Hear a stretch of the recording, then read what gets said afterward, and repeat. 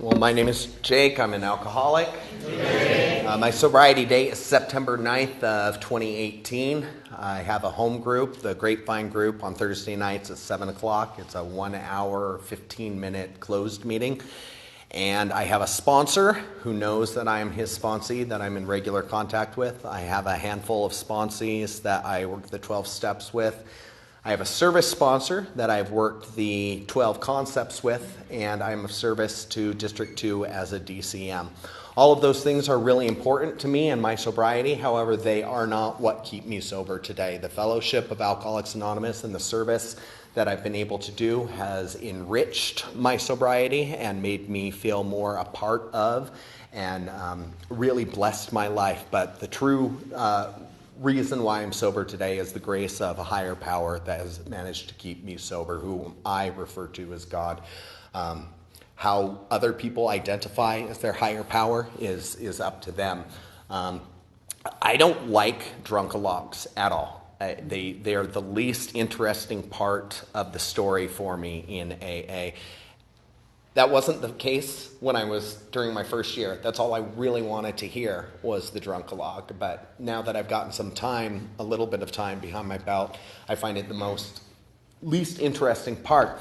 However, there's still so much importance in identifying with a person as being an alcoholic. Bill Wilson did not have a spiritual experience just by hitting his knees and praying. What he did was he was drunk and had one of his friends who he knew was an alcoholic show up at his door, having a change come over him that he knew was an alcoholic, Ebby Thatcher, and he said, "What have you done? Maybe I can do that too." And it's not until he thought, maybe I can do that too, by looking at Ebby's example, did he have a spiritual experience. So identification is essential when I'm still reaching out to you, because we have this common problem and this common solution. So my first drink was when I was 18 years old. I nursed gin and tonic for over an hour, and I didn't think much of it.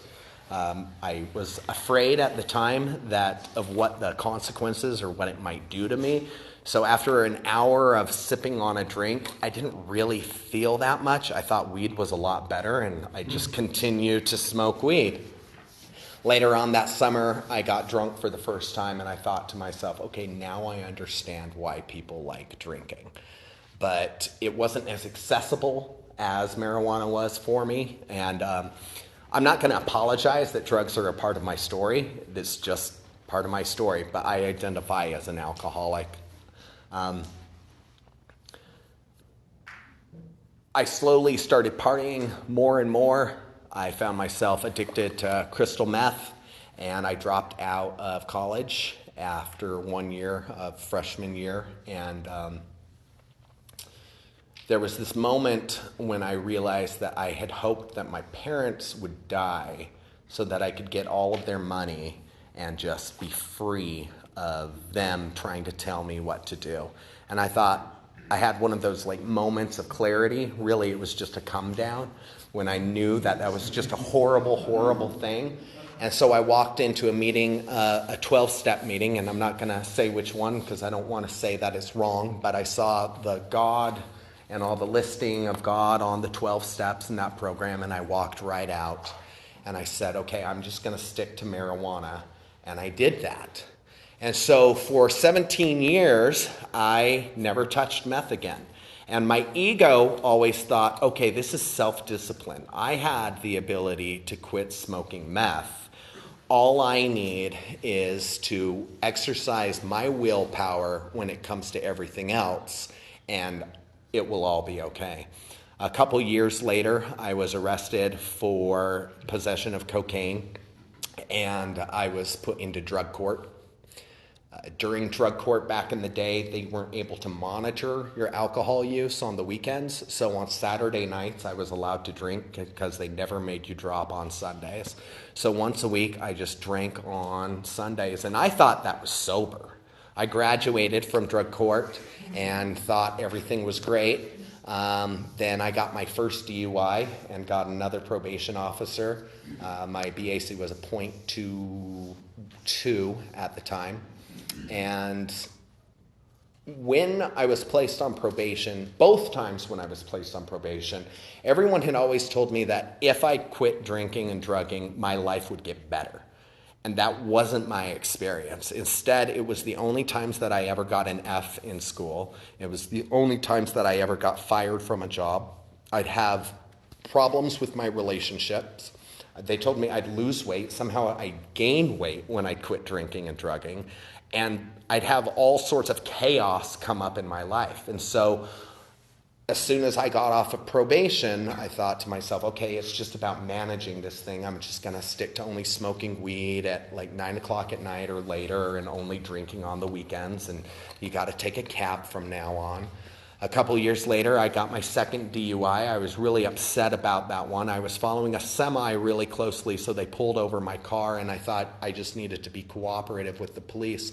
So I allowed them to search my vehicle, and they found some marijuana, so they drew my blood, and they gave me my second DUI, even though I had a 0.0. I spent 30 days in jail over both Christmas and New Year's, and I remember talking to my mom on the phone saying, I want to quit drinking and drugging.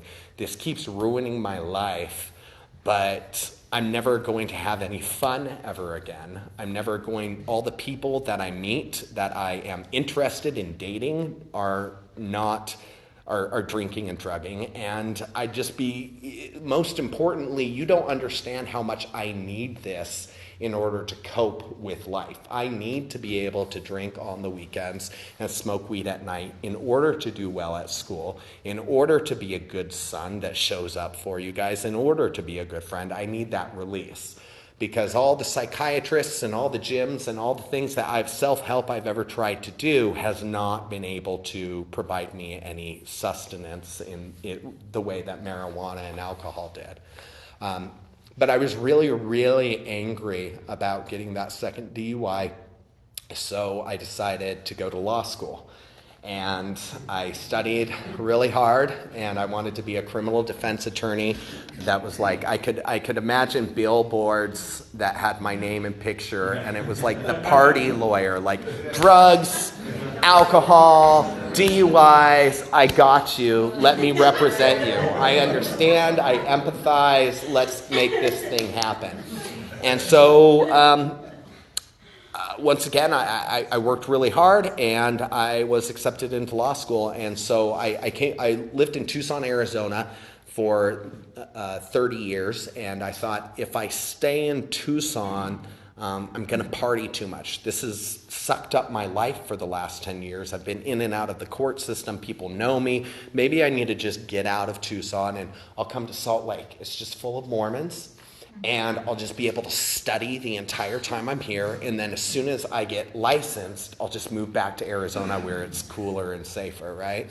I was here for 1 week, and I was already doing cocaine at the bar. Like, I was literally only there for like half an hour, and somebody had already offered me cocaine. And so there we go. But despite that, I managed to finished law school, and I completed law school, and I went before the Board of Character and Fitness, and they said to me, we're really concerned about all the arrests on your record. You have 6 arrests in the past, and you have spent time in jail 3 different times, and we have heard about all the ragers and parties that you've thrown in law school. And that's true. I mean, I came into my property class ruling one day. I was, on acid during one of my crim law classes, but I still managed to pass. Like, if people would just let me do and leave me alone, everything would be fine, okay? If everybody would just let me be, I could cope through life. Didn't I just get my law degree? Didn't I just get my doctorate degree? How am I causing problems for people? And they said, okay, well, that's great. And they said, do you still drink alcohol? And I said, I believe in self-discipline, not abstinence. And they said, okay. Well, What about drugs? Those are illegal, and you are supposed to be representing the law. You're an officer of the court. Do you still partake in drugs? And I looked at them and I said, absolutely not. Absolutely not. And that was a lie. I'd lied my entire, life to protect the things that I felt that I needed in my life. And they called me up the next day and they said, we want a hair follicle exam. And my life was just ruined. I had just spent, over $150,000 on 3 years of law school. It didn't cost that much. It costs $150,000 to go through law school if you're partying and using all the government's money to buy alcohol and drugs, okay?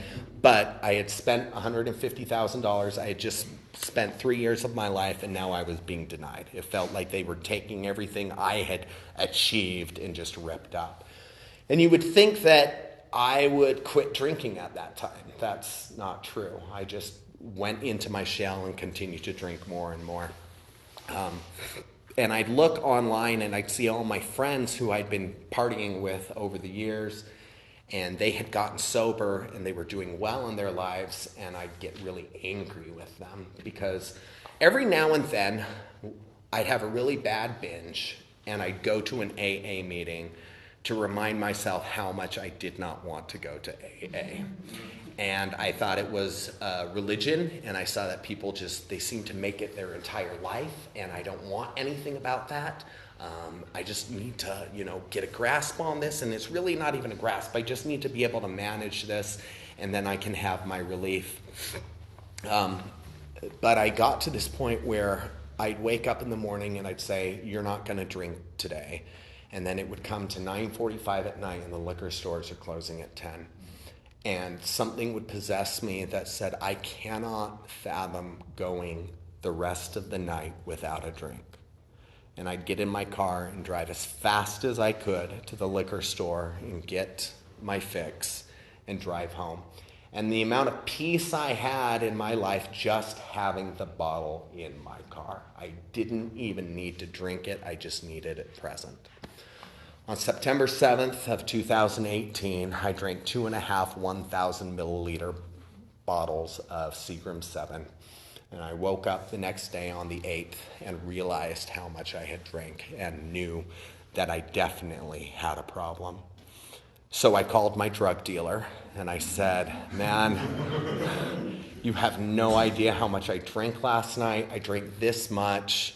I really need some cocaine. I'm not going to be able to make it. I can barely function. And he said, you have an alcohol problem. Get a hold of yourselves. I'm not selling to you anymore. So then I called my best friend up on the phone and I said, man, life is just shit. I can't seem to find a job. I'm running out of money. And he says, you have an alcohol problem. You need to get your shit together. And I apologize. I realize this might not be a swearing meeting, so I'll try and clean it up.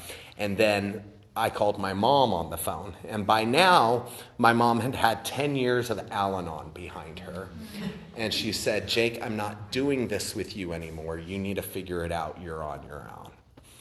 And so at that moment, I knelt down on my knees and I prayed. And I said, God, please help me. What can I do? And the answer I got was, there's a program out there that you've never actually done, that you've showed up in and you've gotten 30-day chips in every time you went to rehab, that you have been, circling for 17 years how much you don't want to be there, but you've never actually worked the steps. You've never actually done this thing. You need to go to AA. I got up and I walked over to the last remaining half bottle and I poured it down the sink. Now, for about 4 years of my sobriety, I love that story because of my own ego. I used to think that, look at me and my self-discipline, that I poured half a bottle down the drain and said, that's it. And that's not true. There is no way that I poured that down the sink at that moment. There's no way. God was doing for me what I couldn't do for myself. And I sat down on the couch and I shook. And the next day, I drove myself to the 5:15 happy hour meeting and purchased a big book of Alcoholics Anonymous. I quickly understood that the program of Alcoholics Anonymous is not going to meetings, AA meetings, or a pep rally for the program that I'm working the other 23 hours of the day. The program of Alcoholics Anonymous is the steps, and I needed to get a sponsor. But I also thought you were still trying to sell me on this thing. I didn't quite realize that I had a lot of experience in people trying to get me to join things and being a part of, and I've never really enjoyed being a part of anything, clubs, organizations, any of that, you know. And so I filled out that pamphlet, 12 questions only you can answer, that is provided by AA World Services. And it said, if you answer 4 or more of these questions, you're likely an alcoholic. And I said, well, I only got 10 out of 12. There's still 2 more to go. Maybe I'm not actually an alcoholic. So I went online to the FDA's website or whatever the Surgeon General's website was, and I answered it honestly. Said, okay, do I have an alcohol problem? And I submitted it to the Surgeon General, and they came back and they said, you have a serious alcohol problem. Please seek medical attention immediately. I said, okay, I guess I will go to this AA meeting tonight. And I walked into a meeting of We Agnostics, which was atheist and agnostic meeting, because I was interested to see how people who don't believe in God were making this program work. And I listened to this guy who seemed to have a lot of friends, who seemed to know what he was talking about, and he had been homeless and had been, had this story of just complete desperation. And I heard him say, I want to do things the right way, not the easy way. And I said, okay, if I'm going to actually do the program, I want to do it the right way, not the easy way. Plus, I don't know him, so if I decide to just kick him to the curb, it's all good. And so I walked up behind him and I tapped him on the shoulder and I said, hi, my name is Jake. Will you sponsor me? I didn't know his name. And he turned around and he said, yeah, let's talk about this. We'll discuss this. And then I went home and I prayed and I said, God, you don't want me to have an atheist as a sponsor. Why would you even direct me towards this guy? But I just kind of kept looking all week long, and I couldn't find anyone else that I was interested in, sponsoring me. And I said, all right, you know what, screw it. I'm going to ask this guy to sponsor me. He is my sponsor today. He took me through this 12 steps, and I'm still being sponsored by him. I sat in his living room, and we went over step 1. And it talked about me being powerless over alcohol, that our lives had become unmanageable. And we went over the phenomenon of craving, which is located in the doctor's opinion. I'm sure most people know what it's saying right there. And I broke down in tears because I had never realized that it wasn't about my self-discipline. When I'm on shot number 8 of Maker's Mark, and my friend is on his second old-fashioned cocktail that he's nursing, it's not because he's better than me. Okay? We both went to the same law school. We're both at the same level of intelligence. We're both about the same weight, everything else. Okay? It's not because he has better discipline than me. It's because I am fighting a battle he's not even experiencing. That when I put alcohol in my body, something happens to me physically that makes me crave more alcohol. And that didn't exist for a very long time for me. I've heard so many speakers talk about the fact that the first time they drank, they got in a blackout, and that they continued to have a blackout for their entire middle school years and all of their high school years. And that wasn't my story. It wasn't until around 27 years old that a switch flipped in the back of my brain and I became a binge drinker in my mind. And I knew that I was only allowed to drink on Fridays and Saturday nights because when I drank, I physically wanted more. And I was able to look back on all the parties that I went to, and I'd bring handles of alcohol with me because everybody else would pass out from the drinking, and I'd hide the bottles in the oven because nobody looks in the oven in a party. And then when everyone was passed out and the alcohol was gone, I would continue to drink until 6 o'clock in the morning. And I realized that the people I was surrounding myself with weren't actually like me. A lot of them in my 20s were like me in the fact that they drank hard because a lot of people in their 20s are stupid with alcohol. But the fact of the matter is they were passing out. When they throw up, they're done and they're hugging the toilet the rest of the night. When I throw up, I worry about the alcohol that I've lost, and I continue to put more into my body. My body is physically expelling this from me, telling me you're putting poison in it, but that switch in my mind is saying you need more. When other people black out, they get carried home by their sorority sisters. When I black out, the bottle somehow gets empty. Okay? So although my body is literally telling me you cannot drink, my mind, something has happened chemically in me that is forcing me to continue to drink. So I understood that. But if my problem is alcohol, then all I have to do is put the plug in the jug and all my problems are solved. Okay? Therefore, my problem isn't the fact that I have the phenomenon of craving. It's not. The problem is that I take a drink in the first place. The most important passage to me in the big book of Alcoholics Anonymous, and I'm going to paraphrase this, it says that we have lost the ability to control when we take a drink. That we, at certain times, we are unable with sufficient force to bring to consciousness the pain and humiliation of even a week or a month ago. And we are completely without defense. And that hit me. A lot of the rehabs talk about playing the tape forward, and that's great stuff. There's so much wonderful things in the recovery community of cognitive behavioral therapy, inner child work, all PTSD, all sorts of things that they've made so much progress with. So maybe 97% of the time, if I am going to give myself credit, maybe 97% of the time I am able to keep myself from taking a drink. But there is a 3% chance of the time when I have this strange mental blank spot and there is no defense. I simply have the alcohol in front of me and I take it. That's powerless. But I still didn't quite understand how my life was unmanageable because I had just walked across the stage and got a doctorate degree. And I was listening to a story, a speaker tape from Clancy. If people are familiar with Clancy, can't say his last name correctly. And he said, the reason why my life was unmanageable is because sobriety was just so unbearable. That there would get to be a point where he was so restless, irritable, and discontent being sober that he absolutely had to take a drink. And I identified with that too.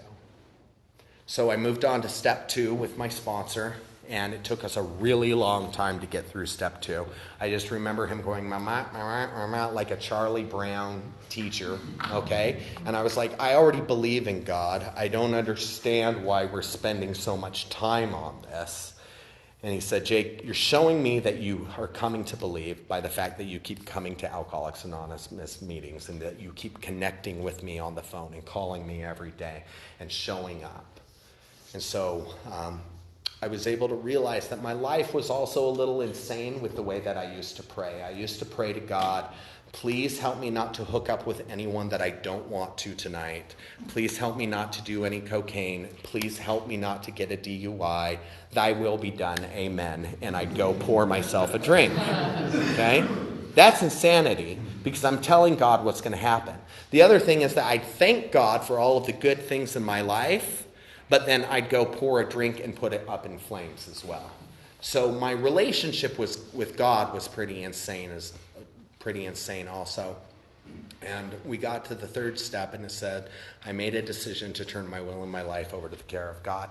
For me, this is just Jake's opinion. I believe the entire program of Alcoholics Anonymous is the 3rd step. I believe steps 4 through 12 are really just 3A, 3B, 3C, 3D, 3E, 3F.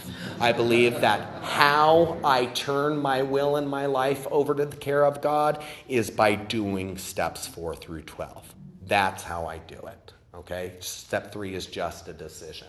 But I didn't have any grasp on this. In fact, I did all of the steps so imperfectly, so begrudgingly as well, that I can't imagine. It's this amazing miracle that so many people do it in so many different ways and are so imperfect, and yet it still works. It seems to only be about that willingness, that honesty, that open-mindedness to make some progress. My relationship with the steps is a totally different thing. When I took a sponsee through the book for the first time, it was like I was reading it for the first time. I don't even remember half of that stuff being in the book.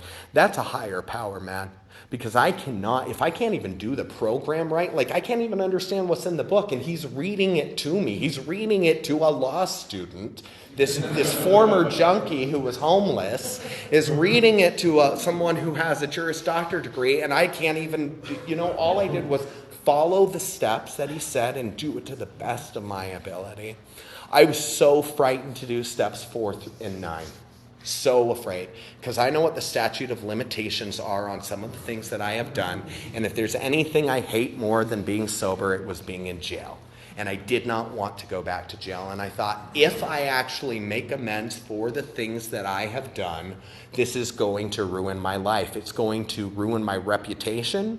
It's going to make my family think less of me. It's going to get rid of all of my friends, and it's going to put me in a worse place than even being sober. So how can I possibly even fathom doing steps 4 and 9? And I called my uncle, who had 25 years in the program. He got sober in prison. And he said, Jake, at the time I was only on step 1. You just asked a guy to be your sponsor.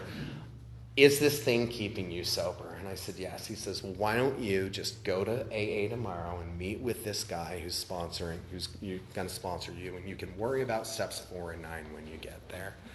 The message that I'd really like to give about step 3 is when I turn my will and my life over to the care of God, it says that God provides everything that I need as long as I stay close to him and perform his work well. Which means when I turn my will and my life over to the care of God, that means God is watching out for me when I make my amends and when I am being honest in my inventory. That the only thing that's going to result from it is a better life.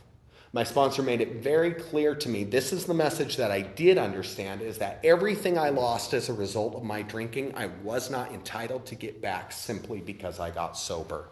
I was starting a new life from this point on, and anything I got back was a gift. And I'm here to be of service in God's will, and whatever that looks like it may be. So I met with him and put him through the only 6-hour 5th step he's ever done. He has since modified the way he sponsors and does not allow 6-hour 5th steps. Okay? And I got home and they said that you needed to spend an hour in meditation and decide to do step 7. And I realized that I did not want to let go of my pride. That was one of my biggest character defects. Because I didn't understand. I didn't want to feel less than other people. I was okay with not feeling better than other people, but I didn't want to feel less than because I didn't like the way it made me feel and my self-esteem. And I took the 12 and 12 down off the bookcase, and I read step 7 in the 12 and 12, and I realized that humility is not being less than others. It's about being right-sized. It's about being teachable. It's about being willing to grow along spiritual lines. We say at almost every meeting that reads how it works, what's the point? And I ask my sponsees this now. What's the point of AA? What's the point of the steps? What's the point of what we're doing here? That I'm willing to grow along spiritual lines. The closest I've ever come to a drink in my sobriety has been when I got arrogant and I thought I had all of this figured out. That all I had to do was continue reminding myself that I was still an alcoholic and carry the message to other people. I had come to this point where I was no longer spiritually trying to grow. It was just checking off the boxes, and I was in charge of this thing. Having had a spiritual awakening as a result of these steps, I did not regain my power over alcohol. I had shut God out, and I found that I was very angry coming to meetings. I didn't enjoy being at them anymore. As soon as I became a little bit more humble and started working again with the steps with my sponsor, that all just changed once again for me. I got to step 8, and this is going to be my little story, spiel about step 8 real quick. When I was originally, so there was, I worked at the Olive Garden like 12 years ago. Like 12 years before I got sober, so like 17 years ago. And one night, after being at the bar, I walked over to the Olive Garden, I took a leak on the front door, and I pulled off this plaque that had the general manager's sign on it. And I ran home, and I put it up in my bedroom, and it said his name, general manager of the Olive Garden, and I was so proud of that. Well, he had paid money to put this plaque up, okay? And I owed him an amends. So I reached out to him the best way that I could. I found him on Facebook. He was no longer in Tucson, Arizona. And I wrote him this, this letter on Facebook that was like, I'm the one who stole your plaque. Can I please pay the money back to you at some point? And he didn't look at it. I said, okay, well, that's that. A little bit later in my sobriety, my sponsor kept pounding down on the fact that Steps 8 says that I made direct amends to all people, made a list of all the persons we had harmed and became willing to make amends to them all. And he said, I want you to go on this People Finders website, and I want you to track down every other person that you have not been able to find and pay the money for them.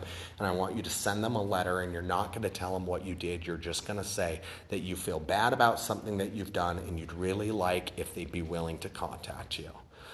And I was so frightened because some of those letters were those ones that had not passed the statute of limitations. And I put those in the mailbox and stood over the mailbox and said, we stood at the turning point. We asked God's protection and care with complete abandon. And I pushed the letters in.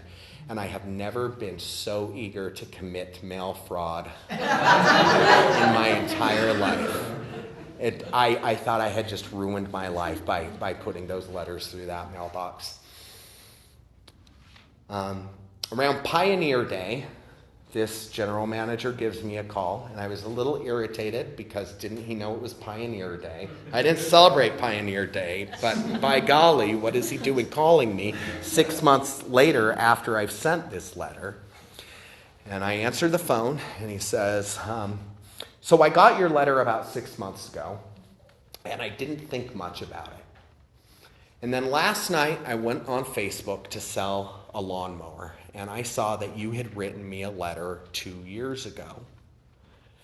And I was so impressed that you, after 2 years, kept trying to do this thing and that you were sober today. And after reading that letter on Facebook, it gave me the courage to do my 4th step about my ex-wife who left me 3 months ago. My amends happen on God's time. The only thing that I need to be is willing at all times to make my amends. I've had a lot of really great experiences making my amends. I used to destroy a lot of property while I was drunk. And I thought for a long time that all it was about was paying back the money and saying that I'm sorry. That's not what I did wrong. What I did wrong was I was disrespectful to my friends. I was a bad guest. I was not considerate of their possessions and belongings. Saying I'm sorry that I broke your bookcase 12 years ago when I was drunk isn't making an amends in my life. Paying them back that money with a little bit of interest isn't making the amend. The amend is me going forth in my life after saying I'm sorry and after paying back the money and resolving that I'm going to be a good house guest, that I'm going to be respectful of other people's property, and I'm going to be a good friend when accidents happen. Step 10 has been really important to me.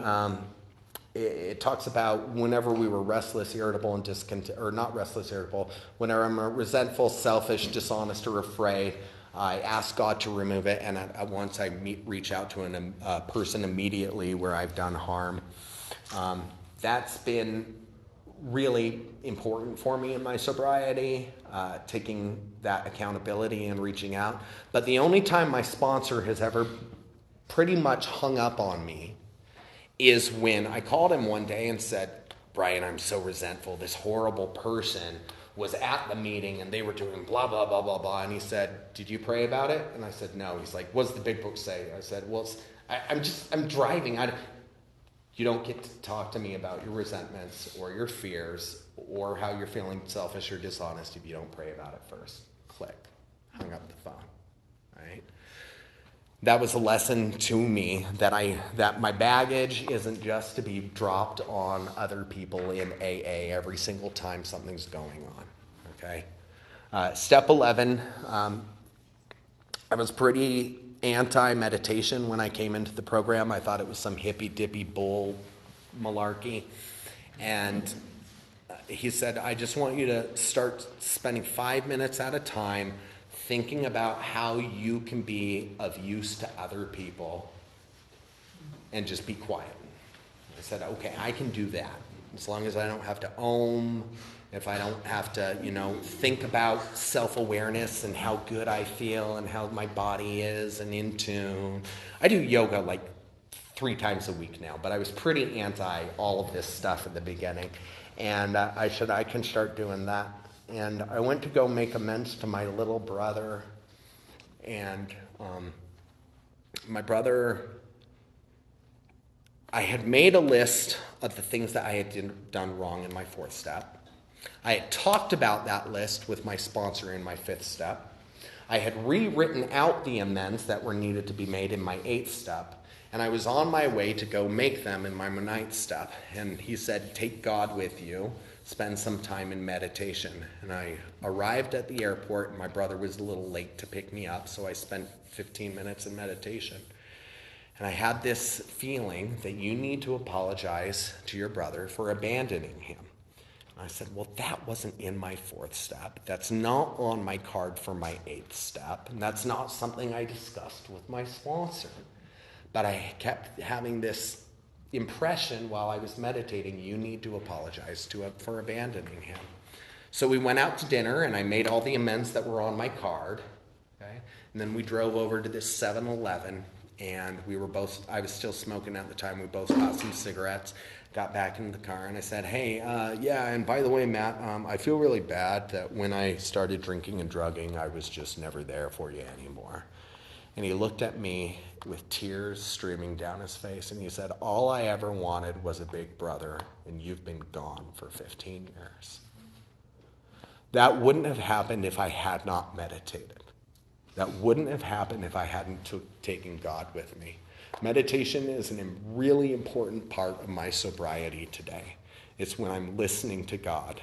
It's when I'm allowing it to come into my life. I don't pray with my sponsees. And there was one time I had a sponsee who came over, and I had this, he had come off this really bad relapse and had just gotten out of the psych ward, and he was just completely defeated. And I had this impression while I was meditating, you should pray with him. I was like, man, maybe we should say a prayer right now. And I just said a simple prayer. I don't even know what I said. Nothing really elegant. Something like, I'm afraid. Please help us. And I finished the prayer, and he looked up at me with tears in his eyes, and he said, that's the first amount of hope that I felt in the last week. God works through me when I pay attention and tune in with God. All the prayers that I do, they're useful and helpful for me identifying what's going on and setting it over for my higher power. But the real inspiration, the things I can't come up with on my own, and I come up with a lot of good shit, let me tell you, comes during meditation, those moments that truly touch the heart. Step 12 is that we had a spiritual awakening as a result of these steps, and we tried to carry this message to alcoholics, and therefore we are saved for the rest of our lives. At 4 years sober, I went to a little party for a barber. They were opening up a barber shop downtown, and there was this container with a bunch of fruit in it. And I'm used to being here in, LDS town, where they like to put a lot of fruit and cucumbers and other nasty crap in their water. And I was really thirsty, and I said, "Will you please pour me a glass of water?" And my friend poured the water, and he took a sip of it first, and he said, "This is gross." And I said, "Yeah, of course it's gross. It's got fruit in it, cucumbers or something." And he knew I was a member of AA. And I took the drink, and I said, "This is gross because it's got sangria in it." Now, the first thought in my mind was, that's the first taste of alcohol you've had in 4 years. You still know where your drug dealer lives. The liquor store is still open till 10 o'clock at night. If you have just relapsed, you might as well take advantage of this. I'm not responsible for the first thought that comes into my mind, but I am responsible for following through against it with that second thought. My second thought was, I need to pray to God right now and figure out what I need to do about this. So I asked God, I said, "God, what should I do? I just accidentally took some alcohol, and I really didn't even think I was in a bad place, and I only took a sip. Should I put my fingers down my throat? Should I get on a Zoom meeting, even though I hate Zoom meetings? I had just gone to an AA meeting earlier tonight. Do you want me to go to another AA meeting? Should I go work with a newcomer? Should I go down to the detox center and try to find somebody? What should I do?" And the answer I got was, "You need to just call another alcoholic." So I called my sponsor on the phone, and he didn't answer the phone. But the answer was, I needed to call another alcoholic. So I called another alcoholic, one of my immediately people on the phone. He didn't answer the phone. But my answer was, you need to call another alcoholic. So I called another person on the phone, and I talked to him for about 20 minutes. And then the other guy called me back, and I talked to him for about 10 minutes. And then my sponsor called back, and he talked to me for about 5 minutes, and then left it as, "All right, now tell me when you were going to go pick up your newcomer chips so I can support you." The moral of the story isn't that I reached out to AA, okay? The moral of the story here is that when temptation came, I was in the habit of reaching out to my higher power for guidance, not following my own will, okay? I cannot hide behind the fact that I'm powerless over alcohol when there's a solution on offer. I may be powerless, but I am not helpless.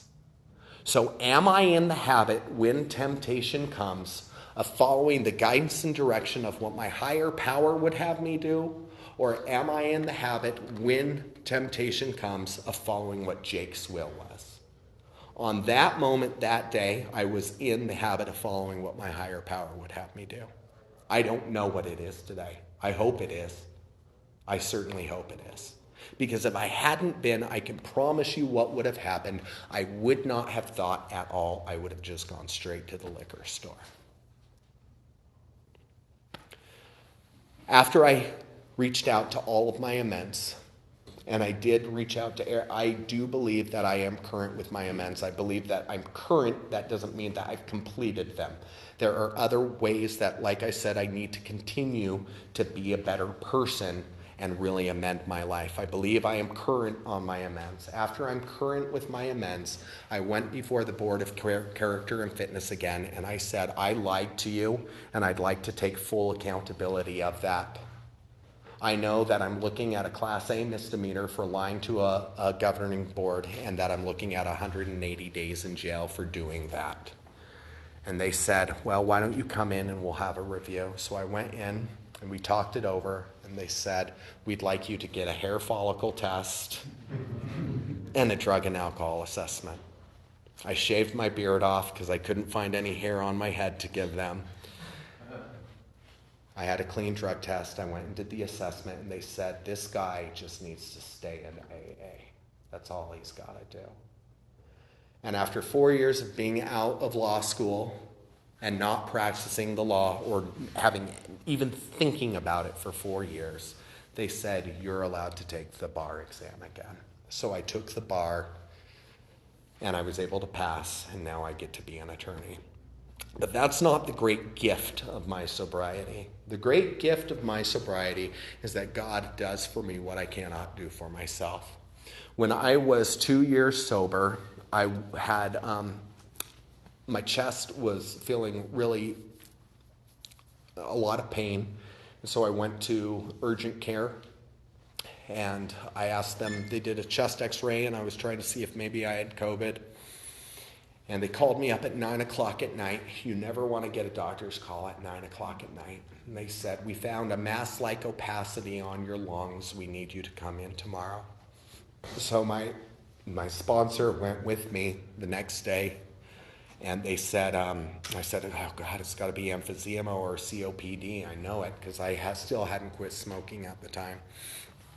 And they said, no, this looks like it's either lymphoma or leukemia. We need you to do a CT scan. Now, it's amazing because you go to the emergency room, they give you a CT scan on the spot. You're outpatient. They're like, we'll schedule you one in 4 days, right? So I go and I get the CT scan, and they call me up on the phone, and they say, it must have just been a shadow on your x-ray. Everything's completely fine. If I had drank or if I had drugged, I would have drank or drug over a shadow. But the fact of the matter is, during those 4 days, I did not once think about the fact that the liquor store was down the street, and I didn't once think about the fact that right across the hallway from me is a drug dealer. My sponsees got to enjoy the smell every time they came over. Not once did I think about those things. That's God doing for me what I cannot do for myself. I get to live a life that's happy, joyous, and free today. Not every single moment is that way, but I am protected and I'm taken care of in those moments that otherwise I'm unable to take care of myself, that I'm unable to keep myself sober, as long as I continue to be willing to grow along spiritual lines. At 5 years sober, I was having a little bit of a neurotic breakdown. I was doing all sorts of inventory, and I was trying to be of service as much as I could, and I could not get over these resentments and these fears that I had in my life, and they just kept piling up over and over and over again, and I finally broke down on my kitchen floor and just started crying, and I said, God, I would rather have all my be wrong about all my resentments and have all my fears be absolutely come true than to continue feeling the way that I'm feeling. What I realized in that time period is that I wasn't trusting God that everything was all right, that acceptance of these things was what I really needed to do, that I wasn't to continue to just keep pushing myself by taking as many service commitments as possible or by doing as much inventory and praying and meditation as possible, but to just accept that God's got this under his control. And the fact that even though my resentment hasn't gone, that it will all work out, right?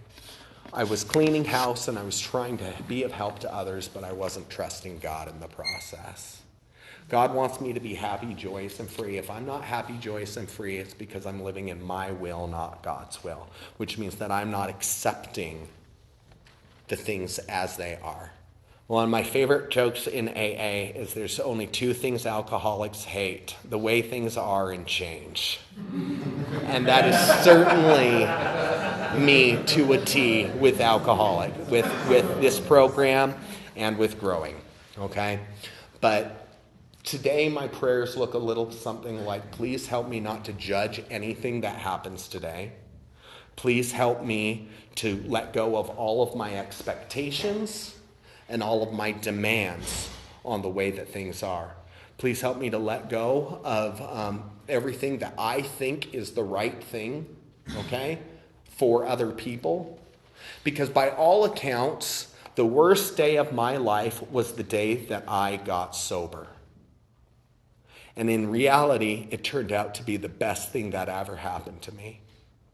So my understanding of what's actually happening in life is completely skewed. I don't know what's best for me. I don't know what's best for you. I don't know what's best for this world. And when I'm in pain, I see the world through a narrow little straw. That's all I see when I'm in pain. So I have to acknowledge the fact that this is all I can see, and that God has the whole picture, and that it's coming.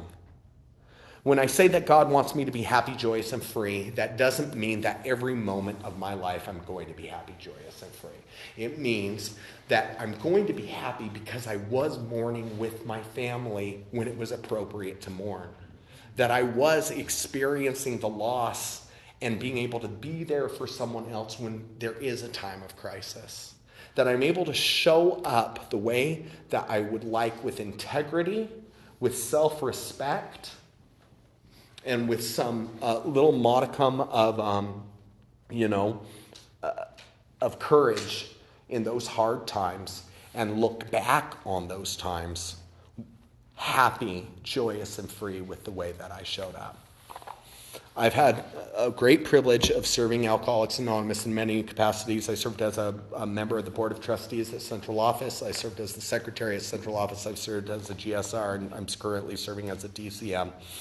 And it's really enriched my life. I can't say enough about how wonderful my service in UCPA has been, how wonderful my service in Central Office has been, how wonderful my service taking meetings into treatment centers and to jails has been, and how great it's been being a part of the general service process. I can't tell you how amazing my life has been for the great friends that I've made in Alcoholics Anonymous. But the best part has been my higher power looking out for me, saying, not now, that the things you want aren't really going to make you happy. Here's something that's really going to work out for you. Just trust me. Trust me. And so thank you for having me come tonight. I hope that, if there's any message I could be, just trust God. Clean house and help others, but trust God first. And with that, I'll gladly take another 24. Thanks.